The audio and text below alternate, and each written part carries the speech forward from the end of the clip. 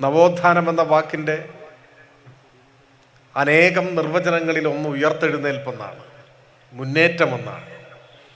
മാനവരാശിയുടെ സാമൂഹ്യവും സാംസ്കാരികവുമായ ഉയർത്തെഴുന്നേൽപ്പിനെയാണ്, മുന്നേറ്റത്തെയാണ്, കുതിച്ചുചാട്ടത്തെയാണ്, പുരോഗതിയെയാണ് നവോത്ഥാനം എന്ന് വിളിക്കുന്നത്.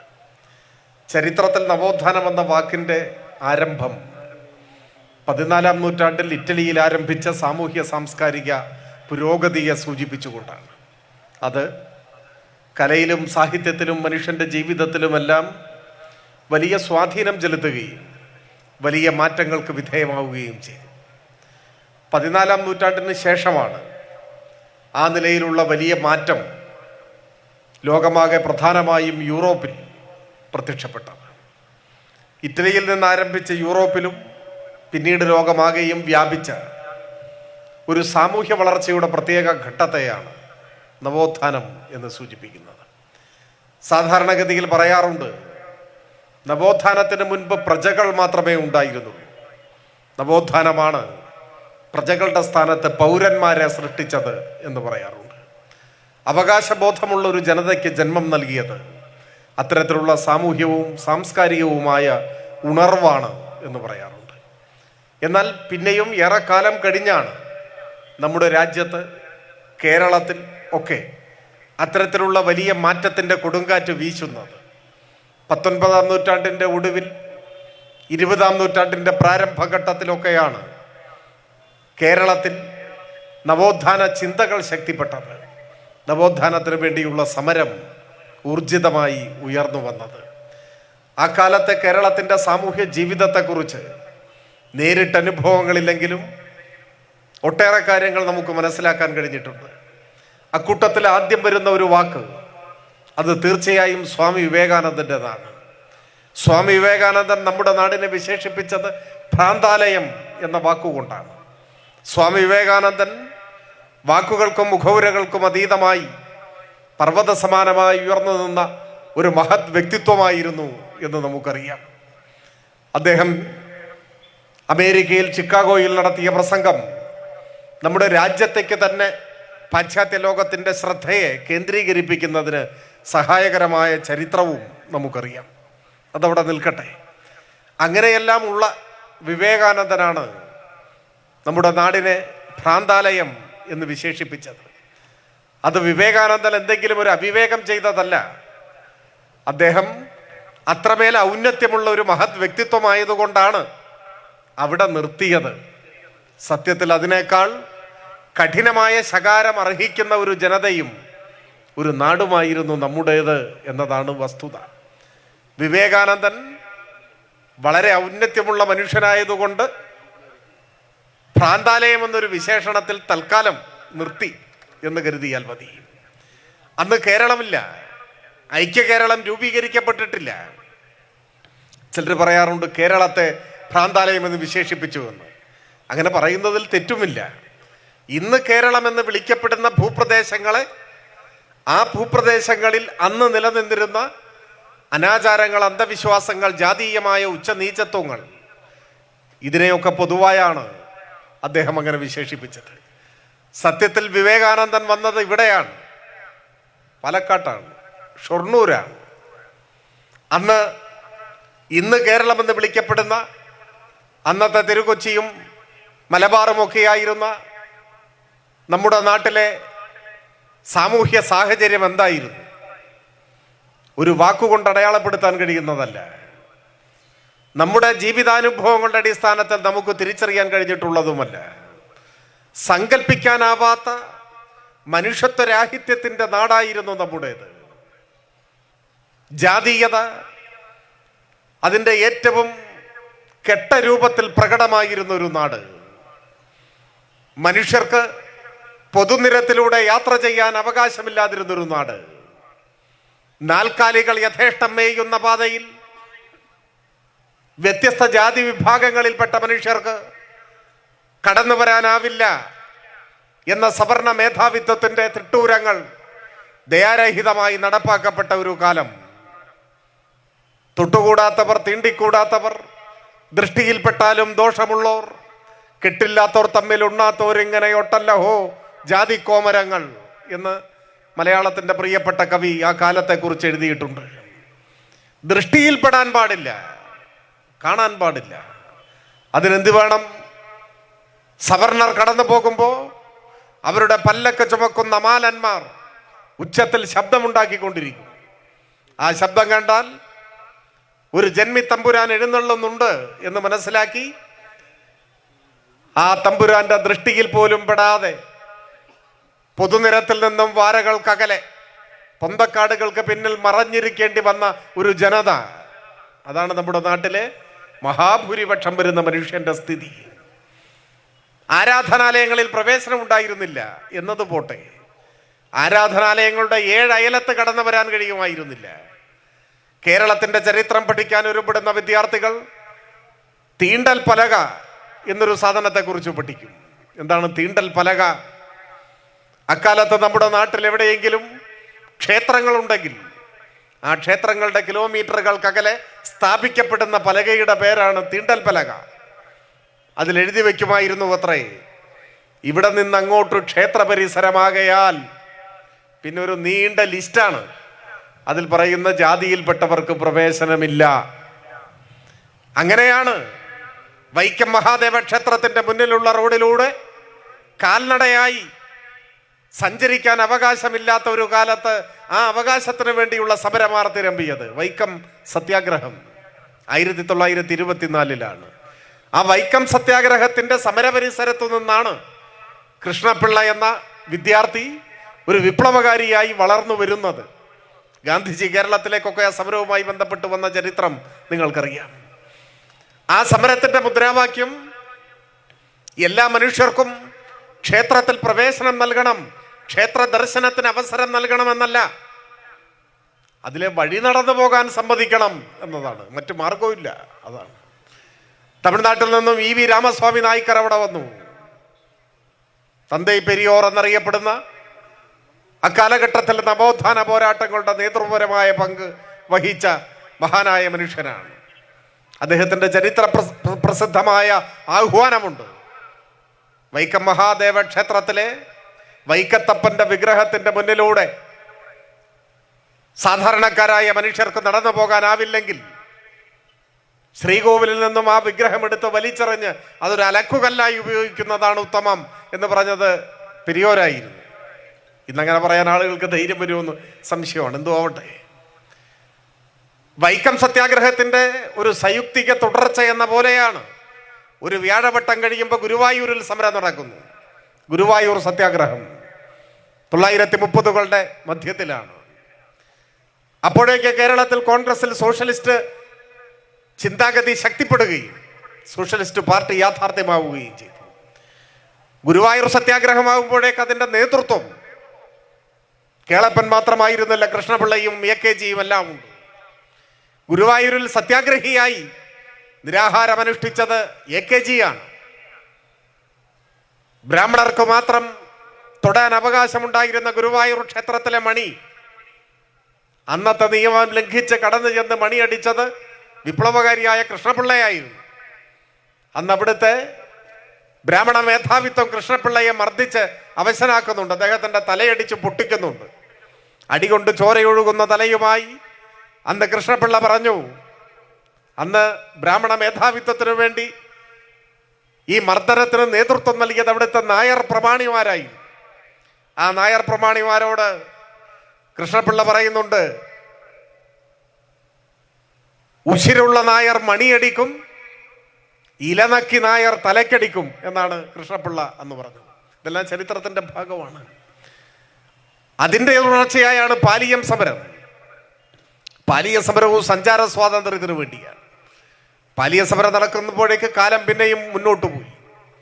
1948 അപ്പോഴേക്ക് കമ്മ്യൂണിസ്റ്റ് പാർട്ടി തന്നെ കേരളത്തിൽ സുശക്തമായി. കമ്മ്യൂണിസ്റ്റ് പാർട്ടിയുടെ നേതൃത്വത്തിലാണ് പാലിയം സമരം നടക്കുന്നത്.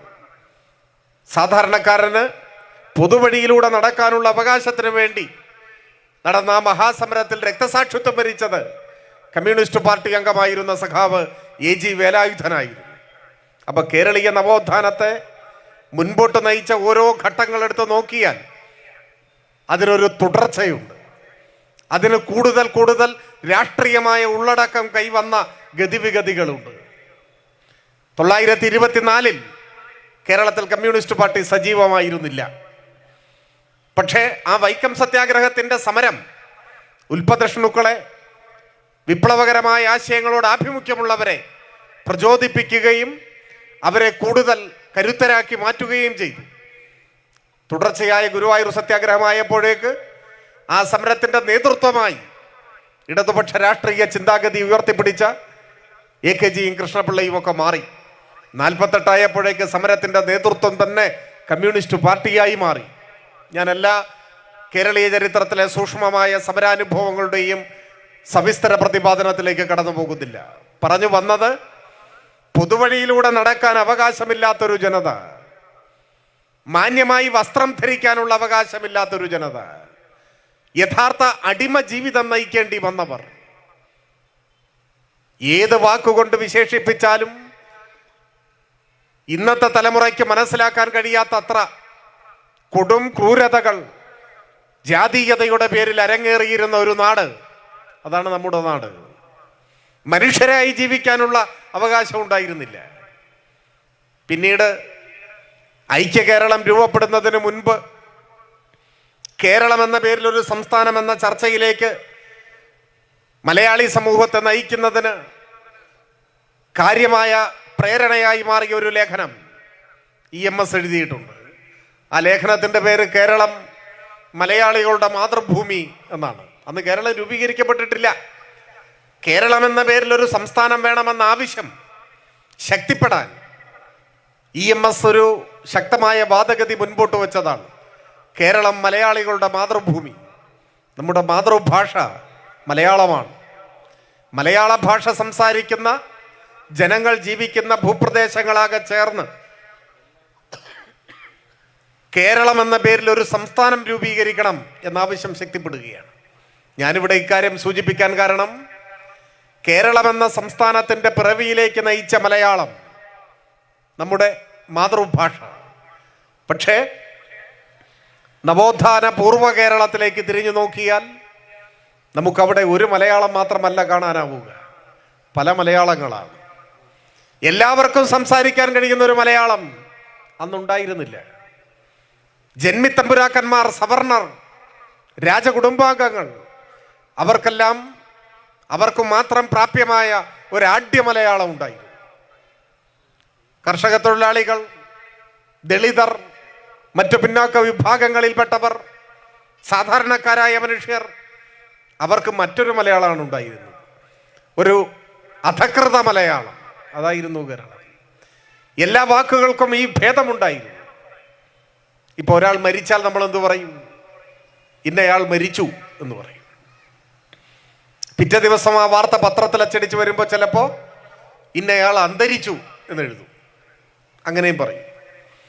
ആ മരണ വാർത്ത മാത്രം അച്ചടിക്കുന്ന പത്രത്തിലെ പേജിന് ചരമ പേജ് എന്ന് ചിലർ പറയും. ചരമം, ഇതൊക്കെ മലയാളത്തിൽ മരണമെന്ന് തന്നെയാണ് അർത്ഥം. ചിലപ്പോൾ പത്രത്തിൽ കാണാം നിര്യാതനായി എന്ന് കൊടുക്കും, ഒക്കെ അർത്ഥം ഒന്നാണ്. എത്ര വാക്കായി? മരണം, അന്തരിക്കൽ, നിര്യാണം, ചരമം. എന്നാൽ പണ്ട് ഇതൊന്നും ഉണ്ടായിരുന്നില്ല. പണ്ട് ഈ വാക്കുകളൊന്നും ആയിരുന്നില്ല. മരിക്കുന്നത് രാജകുടുംബാംഗമാണെങ്കിൽ, ജന്മി തമ്പുരാനാണെങ്കിൽ ഇപ്പറഞ്ഞ വാക്കുകൾ കൊണ്ടൊന്നും ആ മരണത്തെ അടയാളപ്പെടുത്താനാവില്ല. അതിന് പ്രത്യേക വാക്കുണ്ട്. നാടു നീങ്ങി എന്ന് പറയും. നമ്മൾ കേട്ടിട്ടുണ്ടാവും, നാടു നീങ്ങി. നാടിനൊന്നും പറ്റിയിട്ടില്ല, പക്ഷെ അങ്ങനെ പറയണം. കാലം ചെയ്തു, കേട്ടിട്ടില്ലേ? കാലം ചെയ്തു, അങ്ങനെ പറയും. കാറ്റുപോയി എന്നാണ് അർത്ഥം, പക്ഷെ കാലം ചെയ്തു എന്ന് പറയണം. തീപ്പെട്ടു എന്ന് പറയും. തീ പിടിച്ച് മരിച്ചതല്ല സാധാരണ മരണം, പക്ഷെ തീപ്പെട്ടു എന്ന് പറയും. ഇങ്ങനെയുള്ള ചില വാക്കുകൾ കൊണ്ട് വേണം ഇത്തരക്കാരുടെ മരണത്തെ അടയാളപ്പെടുത്താൻ. അതാണ് വ്യവസ്ഥ. എന്നാൽ ഒരു ദളിതനായ കർഷക തൊഴിലാളി മരിച്ചാൽ അങ്ങനെ പറയൂ? ചാത്തൻ നാടു നീങ്ങി എന്ന് പറയൂല. പിന്നെന്തു പറയും? ചാത്തൻ ചത്തു എന്നേ പറയും. പട്ടി ചത്തു, പശു ചത്തു, പൂച്ച ചത്തു എന്നൊക്കെ പറയുന്നു. അതായിരുന്നു മലയാളം. ഇതേതെങ്കിലും ഒരു വാക്ക് വാക്കിന്റെ മാത്രം പ്രശ്നമല്ല, ദൈനംദിന ജീവിതത്തിലെ നിത്യവ്യവഹാരങ്ങൾക്കെല്ലാം ഈ ഭാഷാഭേദമുണ്ടായിരുന്നു. ഇപ്പൊ നമ്മൾ ഉച്ചക്കാരെയും കണ്ടു കഴിഞ്ഞാൽ ഊണ് കഴിച്ചോ എന്നൊക്കെ ചോദിക്കും മലയാളികളാണെങ്കിൽ, അല്ലേ? ഭക്ഷണം കഴിച്ചോ, ഊണ് കഴിച്ചോ? അന്നതില്ല. അന്നെന്താണ്? അന്ന് ജന്മിത്തമ്പുരാനാണ് സവർണ പ്രമാണിയാണെങ്കിൽ, രാജകുടുംബാംഗമാണെങ്കിൽ അമൃതേത്ത് കഴിക്കലാണ്. അമൃതേത്ത് കഴിക്കലാണ്. ചോറൊക്കെ തന്നെ ആയിരിക്കും, പക്ഷെ അങ്ങനെ പറയാൻ പാടുള്ളൂ. ഒരു ദളിത് തൊഴിലാളിയാണെങ്കിലോ, ചാത്തൻ അമൃതേത്ത് കഴിച്ചോ എന്നാരെങ്കിലും ചോദിക്കുമോ? കരിക്കാടി കുടിക്കലാണ്.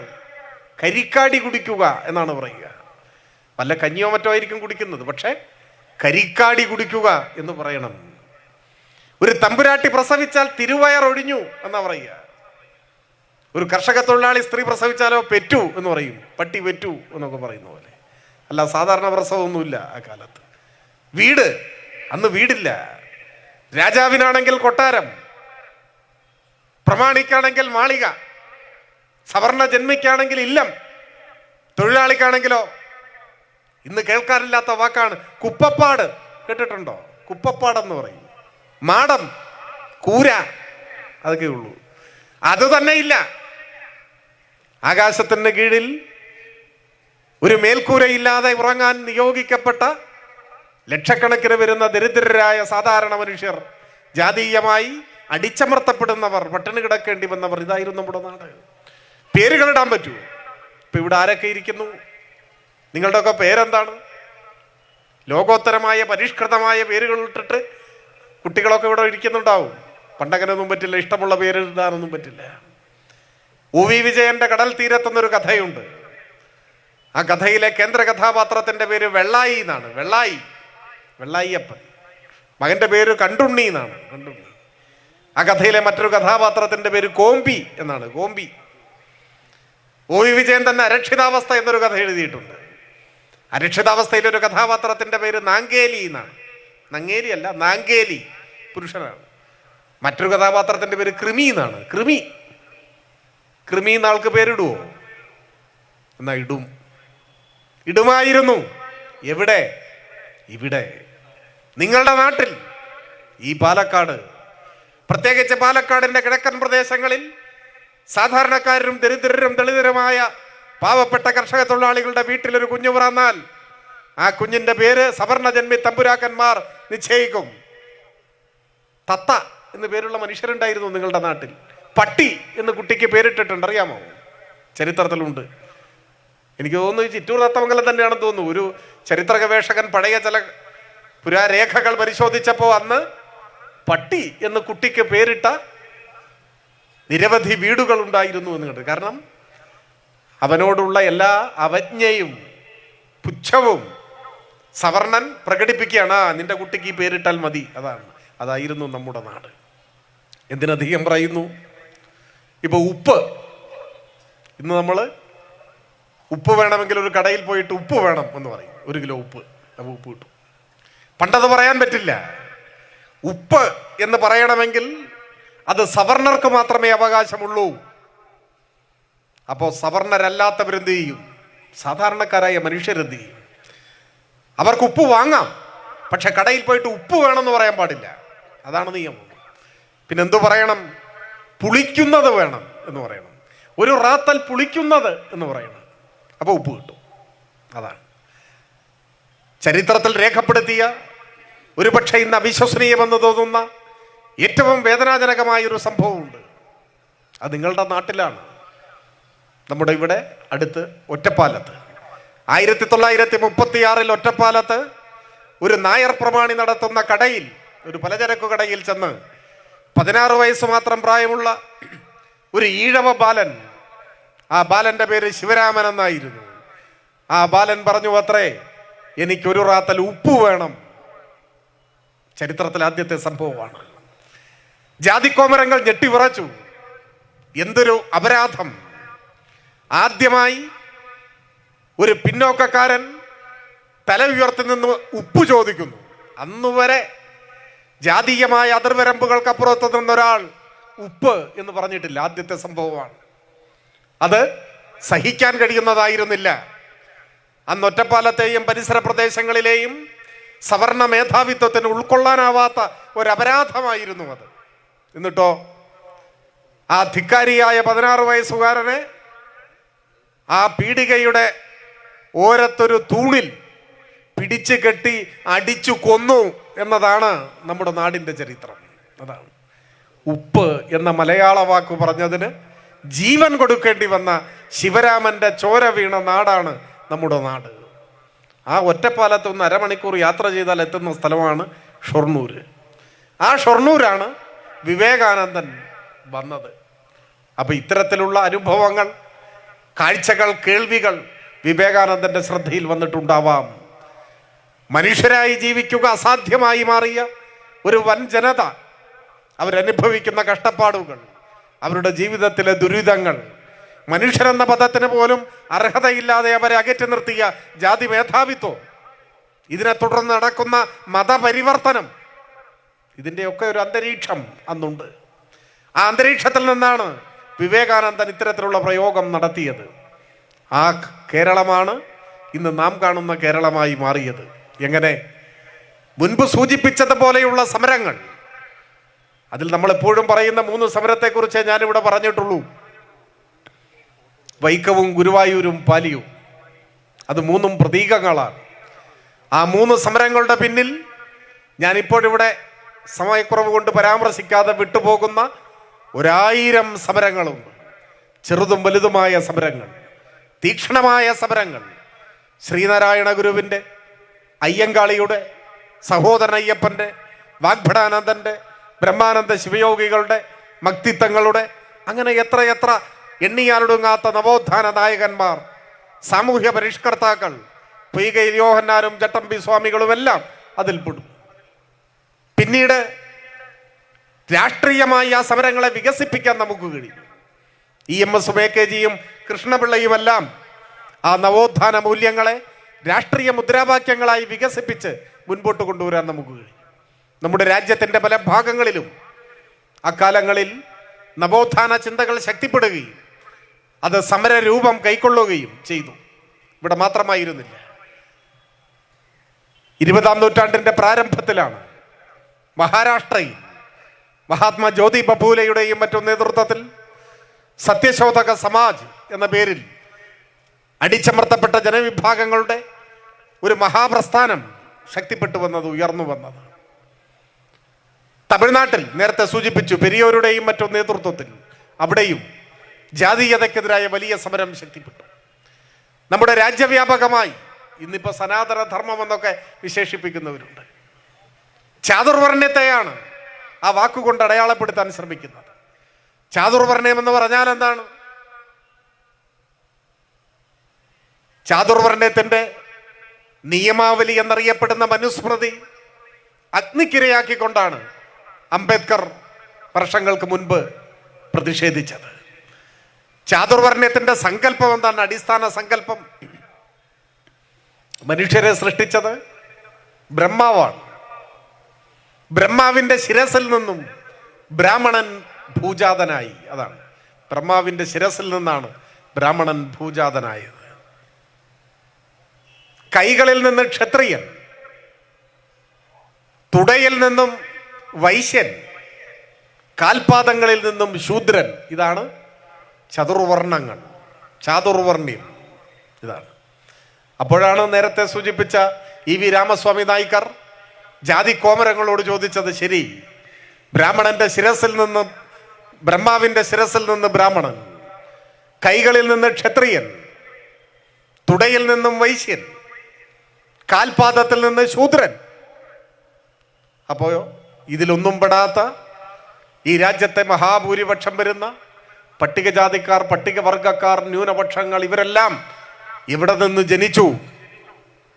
ആ ചോദ്യത്തിന് അദ്ദേഹം തന്നെ ഉത്തരം പറയുന്നുണ്ട്. പട്ടികജാതിക്കാരും ആദിവാസികളും ഉൾപ്പെടെയുള്ള ഈ പിന്നോക്ക ജനവിഭാഗങ്ങളാകെ അവനവൻ്റെ സ്വന്തം തന്തയ്ക്ക് ജനിച്ചു എന്നാണ് EV രാമസ്വാമി നായ്ക്കർ ജാതി കോമരങ്ങൾക്കെതിരായി പതിറ്റാണ്ടുകൾക്ക് മുൻപ് പറഞ്ഞു വന്നത്. ഇപ്പോൾ മതരാഷ്ട്രത്തെക്കുറിച്ചുള്ള ചർച്ചകളാണ് നമ്മുടെ രാജ്യത്ത് സജീവമായി കൊണ്ടിരിക്കുന്നത്. RSS മുൻപോട്ട് വെക്കുന്ന രാഷ്ട്രീയ ലക്ഷ്യം ഇന്ത്യയെ ഒരു മതരാഷ്ട്രമാക്കണം എന്നാണ്. 1949 നവംബർ മാസം 26-ാം തീയതി ഇന്ത്യൻ ഭരണഘടന പ്രാബല്യത്തിൽ വരികയും 1950 ജനുവരി 26-ന് ഇന്ത്യ ഒരു പരമാധികാര റിപ്പബ്ലിക്കായി മാറുകയും ചെയ്തു. ആ ഭരണഘടനയുടെ അടിത്തറ മതനിരപേക്ഷതയാണ്. എന്നാൽ മതനിരപേക്ഷത എന്ന ആശയത്തെ RSS അംഗീകരിച്ചതേയില്ല. അന്നുമില്ല, ഇന്നുമില്ല. മതനിരപേക്ഷതയുടെ മൂല്യങ്ങൾ ഉയർത്തിപ്പിടിക്കുന്നത് കൊണ്ടാണ് ഭരണഘടനയെയും അവരംഗീകരിക്കുന്നില്ല. പിന്നെയോ മതനിരപേക്ഷത എന്ന ആശയത്തെ തള്ളിക്കളഞ്ഞുകൊണ്ട് ഇന്ത്യയെ ഒരു മതരാഷ്ട്രമാക്കണം എന്നാണ് RSS പ്രഖ്യാപിച്ചിട്ടുള്ളത്. ഇത് പരസ്യമായി പ്രഖ്യാപിച്ചിട്ടുള്ളതാണ്. RSSന്റെ സ്വപ്നമനുസരിച്ച് രൂപീകരണത്തിൻ്റെ 100-ാം വർഷം ഇന്ത്യയെ മതരാഷ്ട്രമാക്കി മാറ്റണം എന്നായിരുന്നു. RSS രൂപീകരിച്ചിട്ട് ഇപ്പോൾ 100 കൊല്ലമായി. ഈ കൊല്ലം ഒക്ടോബർ മാസമാണ് RSS രൂപീകരണത്തിന് 100 വയസ്സ് ആവുന്നത്. 1925 ഒക്ടോബറിലാണ് RSS രൂപീകരിക്കപ്പെട്ടത്. കഴിഞ്ഞ പാർലമെന്റ് തെരഞ്ഞെടുപ്പിൽ പ്രധാനമന്ത്രി അവകാശവാദം ഉന്നയിച്ചത് BJPക്ക് തനിച്ച് ഭൂരിപക്ഷം കിട്ടും എന്നായിരുന്നു. 400 സീറ്റിൽ കൂടുതൽ NDA സഖ്യം നേടും, BJPക്ക് തനിച്ചു ഭൂരിപക്ഷം കിട്ടും, ഇതായിരുന്നു പ്രതീക്ഷ, അവകാശവാദം. തിരഞ്ഞെടുപ്പിന്റെ റിസൾട്ട് പുറത്തു വന്നപ്പോൾ രണ്ടും നടന്നില്ല. 400 സീറ്റ് കടക്കുമെന്ന് വീരവാദം പറഞ്ഞവർ 300 സീറ്റ് പോലും തികയാതെ ബുദ്ധിമുട്ടുന്നത് നമ്മൾ കണ്ടു. ഒറ്റയ്ക്ക് ഭൂരിപക്ഷം നേടും എന്ന് മേനി നടിച്ചവർ തമ്മിൽ യോജിക്കാത്ത സഖ്യകക്ഷികളുടെ ദുർബലമായ പിന്തുണയുടെ മാത്രം അടിസ്ഥാനത്തിൽ ഗവൺമെന്റ് രൂപീകരിക്കേണ്ടി വന്നതും നമ്മൾ കണ്ടു. ഇപ്പോൾ ഭരണഘടന ഭേദഗതി ചെയ്യുക എന്നത് അത്ര എളുപ്പമല്ല. അതിനാവശ്യമായ അംഗബലമില്ല. അതുകൊണ്ട് RSSന്റെ സ്വപ്നം തൽക്കാലം ഇത്തിരി പ്രയാസത്തിലായിരിക്കുകയാണ്. അല്ലായിരുന്നുവെങ്കിൽ ഈ കൊല്ലം നമ്മുടെ രാജ്യത്തെ ഭരണഘടനയെല്ലാം മാറ്റി എഴുതി മതനിരപേക്ഷത എടുത്ത് വലിച്ചെറിഞ്ഞ് ഇന്ത്യയെ മതരാഷ്ട്രമാക്കി മാറ്റാനായിരുന്നു RSSന്റെ കണക്കുകൂട്ടൽ. ആ മതരാഷ്ട്രം കൊണ്ട് RSS അർത്ഥമാക്കുന്നത് എന്താണ്? ചില നിഷ്കളങ്കരായ മനുഷ്യർ ചിന്തിക്കുന്നത് മതരാഷ്ട്രമെന്ന് പറഞ്ഞാൽ ഹിന്ദു രാഷ്ട്രം എന്നാണ്. ഹിന്ദുക്കളുടെ ഒരു രാജ്യം വരാൻ പോകുന്നു. അപ്പോൾ ഉള്ളിലിത്തിരി ഉന്മേഷമൊക്കെ തോന്നിയ ചില ആളുകൾ നമ്മുടെ നാട്ടിലൊക്കെ ഉണ്ട്. RSS ആവട്ടെ, RSSന്റെ രണ്ടാമത്തെ ആചാര്യൻ ഗോൾവാൾക്കർ വിചാരധാരയിൽ എഴുതിയത്, രാജ്യത്തിന്റെ ഭീഷണിയായി എഴുതിയത് മുസ്ലിങ്ങളും ക്രൈസ്തവരും കമ്മ്യൂണിസ്റ്റുകാരുമാണ് ഇന്ത്യയുടെ ഭീഷണി എന്നാണ്. ഈ 3 കൂട്ടരെ തുടച്ചു നീക്കണം എന്നാണ്. അപ്പോഴും ചിലരിങ്ങനെ ഉള്ളിൽ ആശ്വസിച്ചു, ഓ ഞാൻ കമ്മ്യൂണിസ്റ്റും അല്ല, മുസ്ലിമും അല്ല, ക്രിസ്ത്യാനിയല്ല, അപ്പോൾ നമ്മൾ രക്ഷപ്പെട്ടു എന്ന്. അങ്ങനെ എല്ലാവരും രക്ഷപ്പെടുകയൊന്നുമില്ല.